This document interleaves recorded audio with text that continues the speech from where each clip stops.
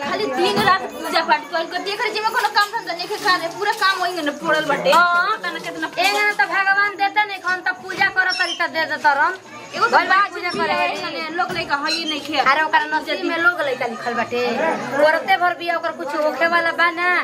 आज लेगो छुछुनर भई तोरा ई बुझा ताटे अरे ढंग से और हई नहीं पूजे क के सब कुछ करे रहे तो लोग पूजे क के ना सब कुछ कर लेई हैं अब माने भगवान सब कुछ देलई बड़ा ना खाना ना बने उ अपना मुंह में चल जी खाना तो वही ने बात बाटे बाजिन खुदे बिया ओकरा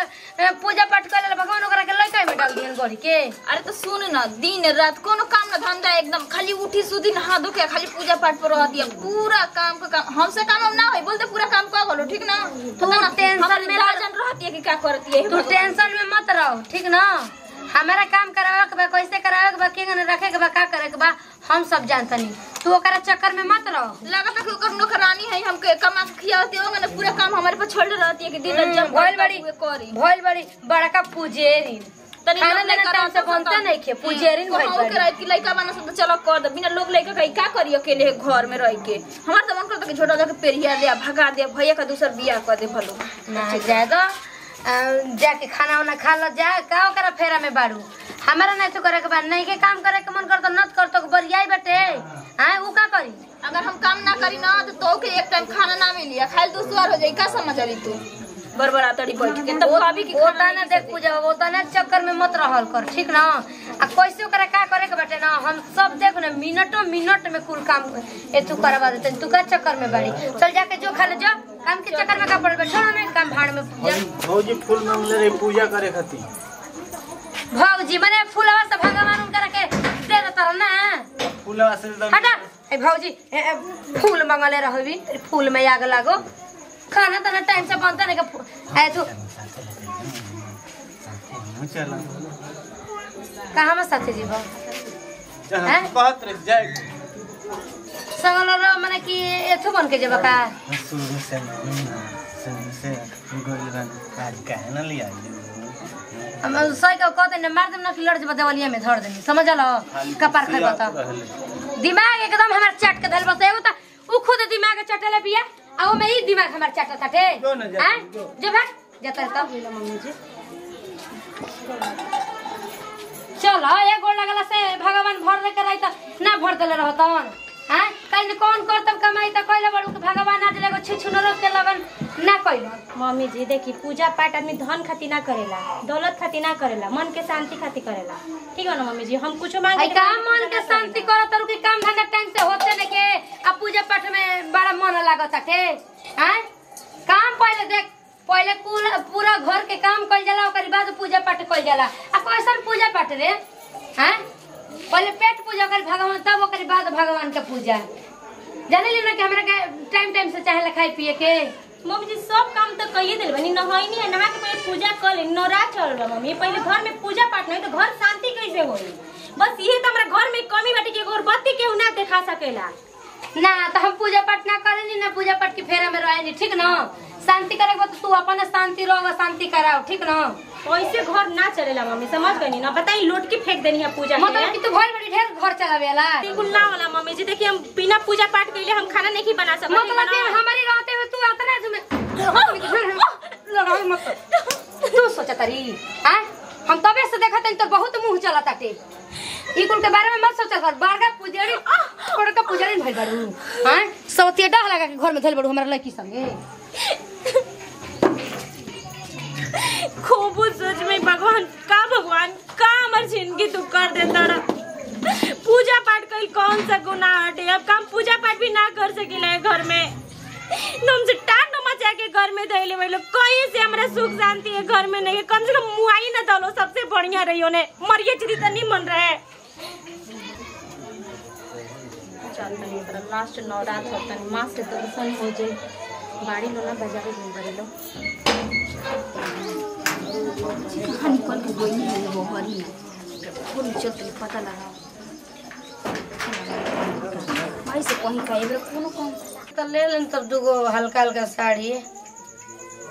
हाँ जी हम रे खाती और के करा खाती। अरे माई किसे बतिया फोन से रे बाद में बतिया नहीं बाद में बतिए। अब भौजी पता ना काल लुका जो रखे फड़ावा में लेके बाहरी बाहरी गइली रोज तो पूजा पाठ खातिर बोलेली ना एबरा उनके घर में जाके देखनी पूजा पाठ नहीं की कोई सही रे सही तो झूठे जो बाहरी गइल बिया नहीं घर में बड़ी तो के और उनका छोटा पैर के मरबो करब रुक जो उता भाई कहां गइली है इतना पता ना का ले रही है कुछ लगता कि ये हो कि कहीं गइली है ना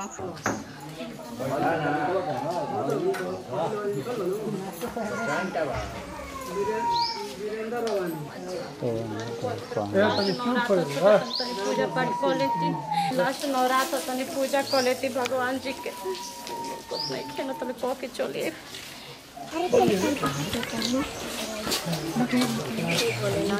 हमारे घर परिवार के सुखी रखिए हमारे सास सड़ी भले वो कुछ भी बोले लेकिन वो हमारे माई जैसन बाड़े और हम कभी पूजा पाठ नहीं की छोड़ सकत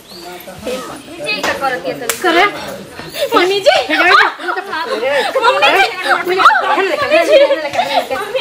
के कर खाली घर से बाहर निकले क्या कर मेरी बच्ची में कोनो काम नहीं किया आज हम भूखा रहे हम भूखा रहनी मम्मी केमन केमन रोज तक घर में पूजा करता है तो कैसे तो हिम्मत से बाहर निकले के मम्मी हम भूखा रहनी अच्छा जा तो छोड़ दे मम्मी जी छोड़ दी हमरे के काहे छोड़ दे क्या करे से पूछ के निकल ली हो चोरी चुप काहे ली हो का बोले चोरी काहे रोज तक घर में पूजा करते ले बाहर निकल के क्या करे से पूछ के आई हो डाल के और गई जगह हमरा बुझात नहीं के और ही कमाल पे तड़ी घूंघट डाल के घूंघट डाल के भूखल दिया हमारे घर के रोड पर हिस्सा तड़ी हैं एक कपड़ा पर लगा डाला चल तेरा घर में सब चल हे जी अबे उठ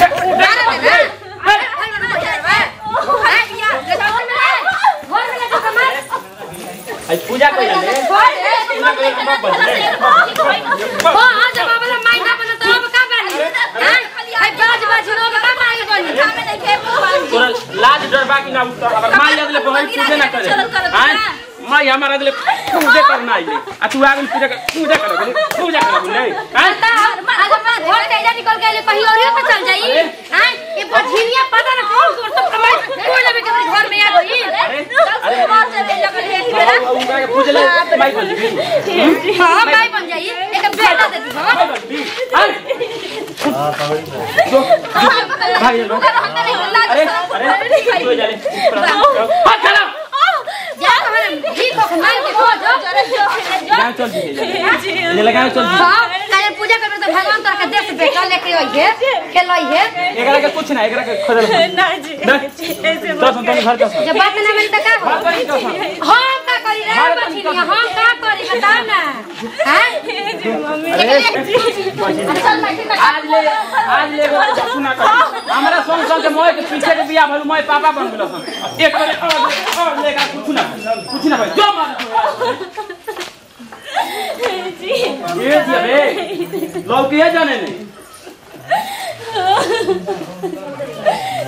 जो लिए पिला तो मर जाएगा बंद गोली ना जी जो बढ़िया मत ए मम्मी जी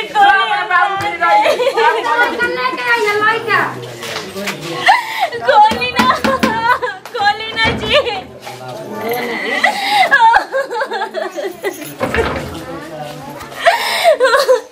का भगवान पूजा पाठ के ये सजा देला हमरे के हम पूजा पाठ करके गलती करत रहनी का भगवान आज तक से तो हमारे को औलाद भी ना देला फिर भी हम तो हर पूजा पाठ करी आज के घर से बेघर कर देला अब हमार केहू नहीं के हम जी के का करूं हम जी के का करूं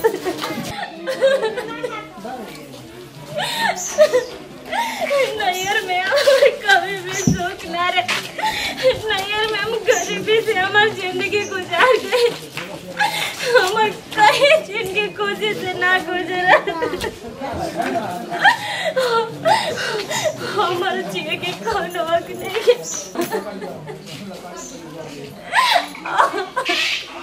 हम हमारे क्यों नहीं गए दुनिया में हम क्यों के आज तक पूरा ना चाह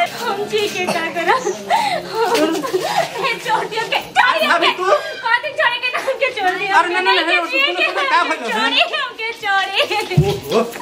हमके छोड़ी हमके नहीं के जिए के। काहे नहीं खाई चलो घर चलो देखिए हमरा हाथ छोड़ दे। हमरा से हाथ छोड़ रहा ठीक है वही खानदान के रहा हम केहू खाती बढ़िया नहीं अरे कि सब खानदान में एक होला लेकिन सब एक रखा हो जाला सुनो का भइल बात बताओ का भइल हे जी हम का पूजा करके हम गलत करी ना हमारे के भगवान ना देला ना तक ताकि हम का करी कहां से मांगे जाए हमारे किस्मत में नहीं के लिखल था हम कैसे मांगी हम कभी पूजा पाठ हम धन खाती ना करी ना ठीक बुए मांग के चलो घर के पसंद नहीं के ठीक हमारे को सब आवाज इसको हल का हो चलो घर चलो हम घरे ना जाए हमरे के घरे हमार पहुंचा दे हम नीमक रोटी खा के अपन माई के संगे रहले ठीक बता रहे घरे हम पहुंचा दे ले चलो कि हमर नैयर भी गुजारा नहीं के पर हम के हमर नैयर पहुंचा दी काम रख हम गई ना सबके कूद के मर जाए प्लीज हमर सामने से हट जाए घर चलो